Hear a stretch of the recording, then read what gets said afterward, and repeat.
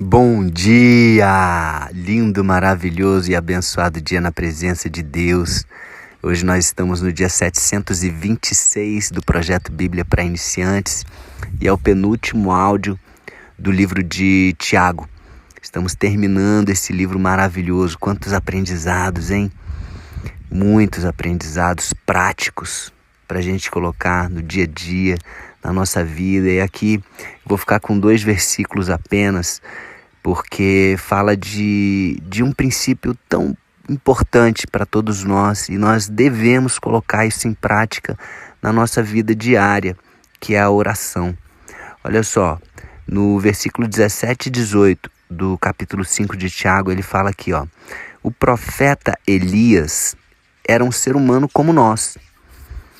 Ele orou com fervor para que não chovesse e durante 3 anos e meio não choveu sobre a terra. Depois orou outra vez e então choveu e a terra deu a sua colheita. Está falando aqui da oração. Ele orou para não chover e não choveu. Ele orou para chover e choveu. E ele está deixando bem claro aqui que o profeta Elias, que considerado talvez o maior de todos os profetas, né, de todos os tempos da Bíblia, ele disse aqui bem claro, ele era ser humano como nós, ele era igual a nós. Qual a diferença de Elias? E aí eu volto um pouquinho no versículo anterior, no versículo 16.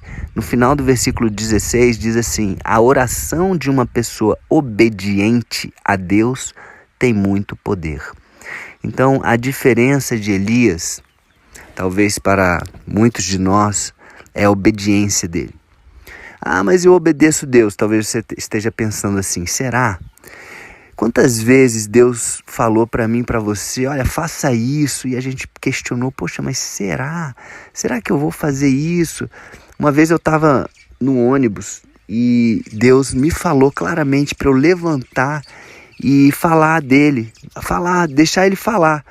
Levanta e fala de mim aqui. Aí eu fiquei pensando, poxa, mas se eu vou pagar esse mico, vou levantar no meio do ônibus aqui e falar, o que eu vou falar, Deus?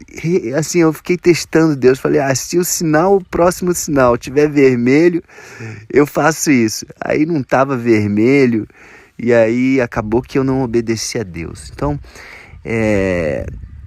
eu creio que hoje a questão da obediência eu tenho aprendido muito, né, a obedecer e não questionar, até porque ele nos deu um chamado, né, para mim, para Thaís, foi muito desafiador, onde eu abri mão do profissional e do financeiro, eu desobedeci durante 4 anos e meio, questionei, posterguei, mas enfim, o que a gente tem que tirar de lição desses 2 versículos aqui, e pegando o gancho desse versículo 16 também, é que nós temos de obedecer a Deus.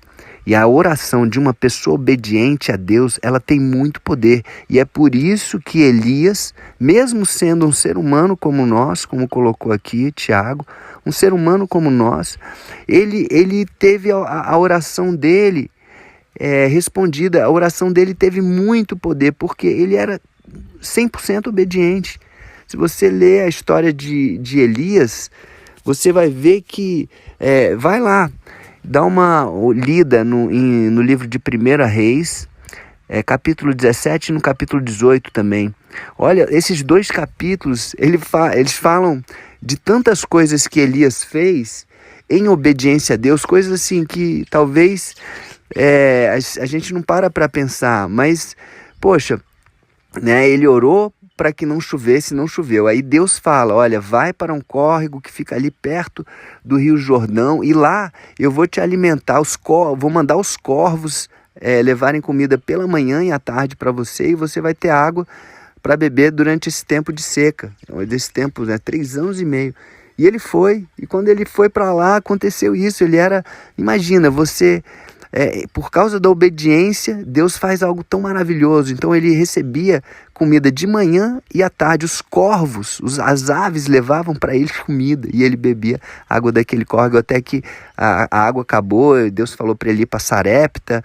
Aí teve a questão da viúva de Sarepta, que só tinha um pouquinho de farinha, um pouquinho de óleo, e ele falou para aquela viúva: olha, me dá o que você tem, e Deus não vai deixar faltar para você. Então, testou a fé daquela viúva, ela obedeceu, aconteceu o que Deus tinha falado para Elias. Então, assim, como que Deus age na nossa obediência. Como é importante que eu e você possamos obedecer sem questionar. Temos o exemplo de Abraão, quando Deus falou, vai, sacrifica Isaac. Isaac poderia ter questionado, Abraão poderia ter questionado: poxa, Deus, mas meu filho, agora que ele está com 14 anos, depois de tanto tempo, ele nasceu, já tinha 100 anos, já era idoso, agora o senhor quer que eu mate ele? Mas ele foi. Ele confiava em Deus, ele sabia que Deus era poderoso até para ressuscitar ele. Então ele não questionou e foi lá. Então a gente tem que seguir esses exemplos de obediência do profeta Isaías, de Abraão, de tantos outros aqui. E esse é o segredo da oração, tá? Que nós sejamos obedientes. Aí a nossa oração vai ter poder. Esse princípio da oração, ele é fortalecido pela obediência. É importante que oremos, sim. Mas quando Deus falar pra gente, responder a nossa oração e falar pra gente fazer uma coisa, a gente tem que obedecer. Não adianta você orar e não obedecer a Deus. Aí Deus vai e fala uma coisa e você, Deus, pois é, então deixa pra lá. Então assim, orar e obedecer tem que estar junto, tem que estar casado, um anda junto com o outro. Tá? Obediência e oração. Vamos colocar em prática esses dois princípios poderosos na nossa vida e vamos ver o agir de Deus. O agir de Deus, a abundância, esse Deus provedor, esse Deus protetor, esse Deus que nos surpreende em cada detalhe. Amém? Vamos orar? Senhor Deus, muito obrigado, Senhor, por mais uma palavra de exortação, de advertência, de direcionamento, que nós possamos estar buscando a Tua presença todos os dias em oração, conversar contigo, é isso que o Senhor deseja de nós, esse relacionamento, essa conversa, essa intimidade, mas que também, além disso, que nós possamos ter a coragem de Te obedecer, confiando em Ti, que o Senhor sabe o que é melhor para nós, mesmo que seja desafiador. Assim como Jesus no Getsemane orou: Senhor, que afaste de mim esse cálice, mas se não for possível, que seja feita a sua vontade. Que nós também possamos, Pai, Te obedecer, mesmo que seja algo muito desafiador, mas que nós possamos Te obedecer em tudo. Muito obrigado, Jesus, por ter sido esse grande exemplo de obediência.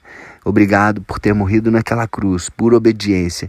E obrigado pelo Seu sangue. Nós recebemos esse sangue, recebemos a Ti, Jesus, como Senhor e Salvador de nossas vidas. Amém?